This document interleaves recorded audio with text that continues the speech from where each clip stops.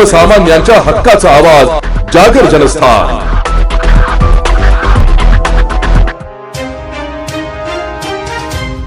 धुळे राज्याला हादरवून सोडणाऱ्या bogus Shalarth ID घोटाळ्या प्रकरणी आरपीआय मराठा आघाडीचे नेते डॉक्टर पंकज साळुंखे आता सर्वोच्च न्यायालयात जनहित याचिका दाखल करणार आहेत। धुळ्यात आयोजित पत्रकार परिषदेत त्यांनी ही माहिती दिली आहे। पश्चिम बंगालमधील बोगस शिक्षक भरती प्रकरणाच्या धर्तीवर राज्यातील बोगस शालार्थ आयडी असलेल्यांची सेवा समाप्त करावी आणि दोषी अधिकाऱ्यांकडून भ्रष्टाचाराची रक्कम वसूल करावी अशी त्यांची प्रमुख मागणी आहे। अलीकडेच नाशिक सत्र न्यायालयाने 15 भ्रष्ट शिक्षण अधिकाऱ्यांच्या अटकपूर्व जामीन फेटाळलाय। शिक्षण व्यवस्थेतील भ्रष्टाचार हा देशाला संपवणारा अणुबॉम्ब आहे असे कडक ताशेरे न्यायालयाने ओढले। मात्र तरीही काही भ्रष्ट अधिकाऱ्यांचे थांबलेले वेतन पुन्हा सुरू झाल्याने त्याविरोधात आपण सर्वोच्च न्यायालयात दाद मागणार असल्याचे डॉक्टर साळुंखे म्हणाले। या महाघोटाळ्याची राज्यभर पारदर्शक चौकशी व्हावी यासाठी लवकरच मुख्यमंत्री देवेंद्र फडणवीस यांच्या नेतृत्वाखाली पंतप्रधान नरेंद्र मोदी यांची भेट घेणार असल्याचंही त्यांनी सांगितलं। धमक्यांना न घाबरता हा लढा शेवटपर्यंत लढणार असल्याचा इशारा त्यांनी यावेळी दिला। मी डॉक्टर पंकज साळुंखे आज आपण इथे जमलेलो आहोत बनावट शालार्थ आयडी प्रकरणाच्या संदर्भात पुढचा पार्ट समजण्यासाठी। तर काल नाशिक रोड सत्र न्यायालयाने 15 लोकांचा 15 जे अटकपूर्व जामीन अर्ज दाखल केलेला होता त्यांचा अर्ज फेटाळलेला आहे। तर त्यात ते फक्त एका मिनिटात मी जे सत्र न्यायालयाने जी ऑर्डर केलेली आहे, माननीय सत्र न्यायालयाने जो काही ऑर्डर केलेली आहे ती ऑर्डर इतकी धक्कादायक आहे व इतकी भयंकर आहे।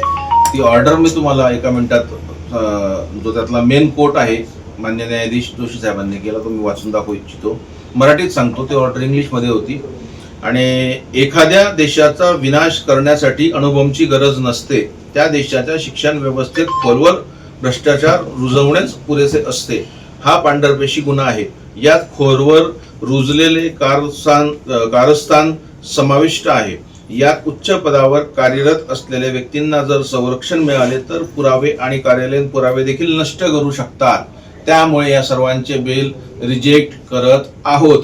सर्वात महत्त्वाचं नाशिक सत्र न्यायालयाने अजून एक गोष्ट नोंद केलेली आहे, ती मराठीत त्यांना सांगितलेली आहे की ज्ञानाची मंदिरे असणाऱ्या पवित्र शाळेच्या प्रांगणात जेव्हा गुन्हेगारी कृती घडते तेव्हा केवळ त्या वास्तूची पवित्रता नष्ट होत नाही तर भावी पिढीच्या चारित्र्याचा आणि पर्यायाने राष्ट्राच्या भविष्याचा पाया ढासळतो। म्हणजे किती भयंकर म्हणावं हे, अतिशय भयंकर। आता सर्वात महत्वाची गोष्ट म्हणजे मी या सगळ्या प्रकरणाला आजपर्यंत मुंबई उच्च न्यायालयात दाखल केलं होतं इंटरव्हेन्शन, परंतु त्या ठिकाणी मान्य उच्च न्यायालयाची सुद्धा धावपळ सुरू असल्यामुळे ते प्रकरण बोर्डावरती येत नाहीये।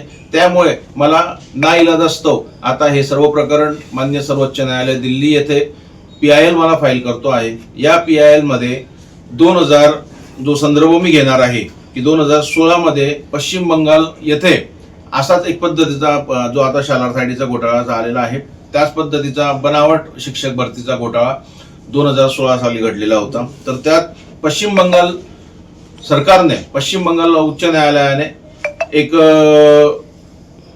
पिटिशन फाईल केलेलं होतं। तर त्याच्यामध्ये पिटिशन फाईल केल्यानंतर त्यामध्ये साधारणतः 25,753 शिक्षक होते की ज्यांना माननीय उच्च न्यायालयाने बडतर्फ केलेलं आहे। त्यांच्याकडून वेतनेतर लाभ कायमस्वरूपी काढून घेतलेले आहेत।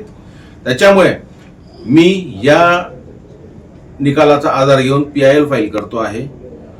त्यानंतर जेवढे शिक्षण अधिकारी आहेत त्यांच्या बाबतीमध्ये सुद्धा आजपासून त्यांनी जितकी ताकद लावायची तितकी ताकद लावावी, माझी त्यामध्ये काही अडचण राहणार नाही।